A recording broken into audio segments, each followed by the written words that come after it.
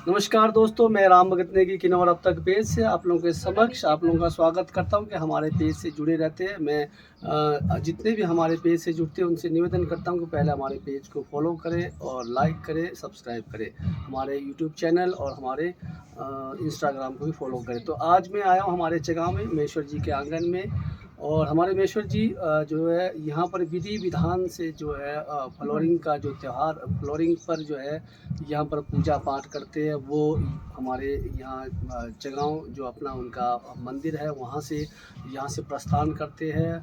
यहाँ से प्रस्थान करेंगे और शिलिंगचंग एक जगह है वहाँ जाएंगे, वहाँ जाकर वहाँ पर विधि विधान से जो है जो पर्वतों का पूजा करेंगे। और वहाँ जो देवी देवता है जो हमारे किन्नौर के, जिन्हें सावनी कहते हैं, जिन्हें परियां भी कहा गया है पूर्व में, क्योंकि किन्नौर जो हमारा जो किन्नौर का इतिहास है वो परियों से जुड़ा हुआ है।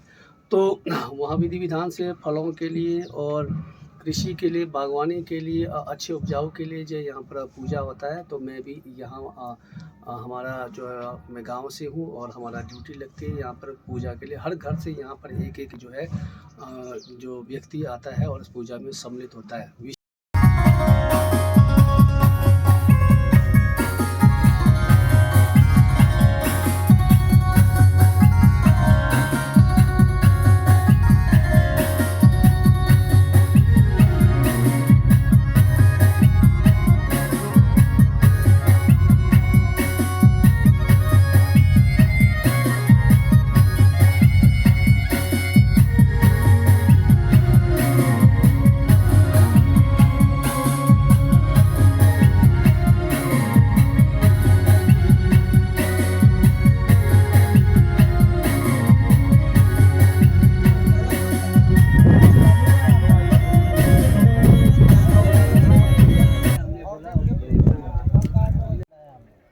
अभी राम भगत जी से पूछेंगे कि यहाँ पर हमारे देवता महेश्वर जी क्यों आए हैं। तो राम भगत जी, मैं आपसे ये सवाल करना चाहता हूँ कि आप यहाँ पर क्यों और कैसे आए। देखिए, सदियों से जब से जो यहाँ पर महेश्वर जी, शायद इतिहास नहीं है, 1800 कई सालों को पहले की बात है, 1800 की बात पहले की बात है। लेकिन मैं जब से जानता हूँ महेश्वर जी इस एरिया में मैं अभी तक तीसरी बार आ रहा हूँ। कहते कि ये फागुली के बाद जब फ्लोरिंग का त्यौहार आता है, बसंत ऋतु आती है, तो यहाँ पर महेश्वर जी जो है गाँव के लिए एक आशीर्वाद, यहाँ जो पर्वत की पूजा के लिए, पर्वतों में जिस प्रकार के जो पर्वत के जो देवी देवता होते हैं, जैसे सावनी बोलती है या परियां होती है, उनकी पूजा के लिए, उनको पूजा के लिए यहाँ आते हैं, ताकि जो है अपने जो गाँव के लिए जो है एक पूरे साल भर के लिए आशीर्वाद दे के जाए। इसलिए महेश्वर जी आते हैं और विधि विधान से पूजा करते हैं। तो विधि विधान से पूजा करने के लिए यहाँ पर जो है हम लोग पूरी बनाते हैं यहाँ पर, फिर लोकल जो जिसको हम दूध बोलते हैं उसका भी उपयोग करते हैं, और हम जो हमारा लोकल शराब होता है उसकी पूजा करते हैं। और जैसे प्रथा चली है बलि जैसे पूजा की बकरे की, उसकी भी प्रथा चली, वो जो है यहाँ जो पर्वतों में होता है, जैसे आदिकाल से चला आ रहा है। तो वो हम यहाँ पर उसी विधि विधान के साथ देवता के साथ आए, और आज अब हम पूजा पाठ करके खा पी के हम जा रहे हैं। तो राम भगत जी, जैसे कि महेश्वर जी ने फरमान जारी किया था कि पूरे गांव आप यहाँ पर साथ आएंगे, उनके साथ आएंगे, पूरा देवठू, तो आए हैं क्या। देखिए, महेश्वर जी का फरमान तो सबके लिए होता है। महेश्वर जी इसलिए बोलते कि ताकि एकजुट हो जाए। एक तो बहुत लोग बाहर रहते हैं, मेल मिलाप नहीं होता है।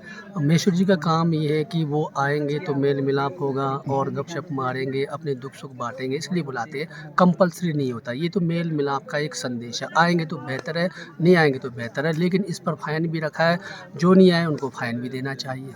अच्छा, तो जिस तरह का हमारा ये परंपरा है कि यहाँ पर पूजा करने से गांव में फसल एक अच्छी तरह से आता है और गांव वालों का इसमें जो है सारे जो है मतलब कष्ट जो है ख़त्म हो जाता है, ऐसा मानना है क्या आपका। देखिए हम हिंदू धर्म को मानते हैं, हमारा आस्था रहता है, पूजा पाठ हमारा सदियों से, ऐसा कुछ नहीं है। आप जो है कंठ में भी देखते होंगे, कई इसका पौराणिक चीज़ों को जानेंगे पूजा पाठ के बारे में, आस्था से जुड़ा हुआ है, मानना नहीं मानने वाली बात है। अब घर में भी देखिए हम खाना खाने से पहले भगवान को पूजते है ना। अब देखो गायत्री मंत्र के द्वारा हम पहले गायत्री मंत्र करते फिर खाना खाते हैं, तो इसमें नहीं मानने वाली बात नहीं, अपनी अपनी आस्था की बात है। नहीं मानने वाले नहीं मानते, मानने वाले मानते हैं। पूजा के तुरंत बाद शायद मंदिर को वापस प्रस्थान करेंगे महेश्वर जी। हाँ, ये महेश्वर जी का जो विधि विधान सदियों से चला है, अब यहाँ से रंग में होते हुए जाएंगे, वहाँ पर जाय जनती है होते हैं, गांव के जो गाँववासी वहाँ कई सालों से वहाँ ठहरने का भी उनका जो एक प्रावधान रहा है। हो सकता है वो वहाँ पर भी रह सकते हैं या फिर मंदिर की ओर भी जा सकते हैं। अच्छा, ये तो महेश्वर पर ही निर्भर करेगा कि आज क्या फरमान जारी करते हो। क्योंकि हम उनके अनुयायी है, पूरा किन्नौर जो है देवी देवताओं पर आस्था पर टिका हुआ है और हम उनके जी। अनुयायी है, तो इसलिए उनके फरमान को लेकर पूरा गांव सभी लोग आए हैं, तो मानना तो पड़ेगा। तो देखिए दोस्तों, आजकल वैसे भी पिंक बर्ड स्टेज चल रहा है, तो आज इस मौसम में महेश्वर जी यहाँ पर पधारे हैं ताकि यहाँ पूजा पाठ कर सके। और लगभग मेरे हिसाब से 10-11 साल के बाद यहाँ पर प्रस्थान हुए हैं और अपनी ये जगह है महेश्वर जी की। यहाँ पर पूजा पाठ करने के बाद वापस महेश्वर जी मंदिर के लिए प्रस्थान होंगे। आप देख सकते हैं ये सेब का पौधा है जो अभी पिंक स्टेज चल रहा है। पौराणिक समय से माना जाता है कि यहाँ पर पूजा करने से यहाँ पर जो है फल फसल अच्छी तरह से बहुत फ़ायदा होता है उनको, और गांव की हर समस्या को महेश्वर जी पूजा करके उसका निवारण करते हैं। और राम भगत जी, और आगे कुछ कहना चाहेंगे आप? देखिए मैं कुछ कहना नहीं चाहूँगा। जो देवी देवताओं का आस्था है उससे जुड़े रहें और अपने अपने आप से काम करें, इस पर प्रेशर नहीं होना चाहिए, चाहे किसी का भी हो, मंदिर मोहतमी का हो या मंदिर कमेटी का हो। हाँ, घर के जो सदस्य है, जो सीनियर रहते हैं, जो सदियों से काम कर रहे हैं, अपने तालमेल से काम करें, सभी इस जो कल्चर को बनाए रखें, इस जो हमारी संस्कृति को बनाए रखें, हमारे जो पूजा पाठ में आस्था रखें, देवी देवताओं में आस्था रखें। तो यही हम कामना करते हैं। ये मिलन का भी एक प्रकृति के द्वारा जिस प्रकार से बसंत ऋतु आती है, फल के द्वारा के जो आपके कीट पतंग जो है मिलते हैं और एक नई सृष्टि का जो है निर्माण करते हैं, वैसे ही हमारे महेश्वर जी जो है आकर यहाँ पर सबको एकत्रित करते हैं और मिलिए, आपसी सहयोग बनाइए और हमारी संस्कृति को आगे लेकर जाइए। यही उनका उद्देश्य है, यही संदेश है। जी, क्योंकि हमारा एक ये जनजातीय क्षेत्र है और यहाँ पर अपनी संस्कृति है, अपने जो भी पौराणिक समय से चला आ रहा है, तो हम जो है ये महेश्वर जी के फरमान ही आखिरी एक आदेश मानते हैं। और हम शायद जो न्यायालय बने हैं उससे भी ऊपर हम इनको महेश्वर जी को मानते हैं। जी।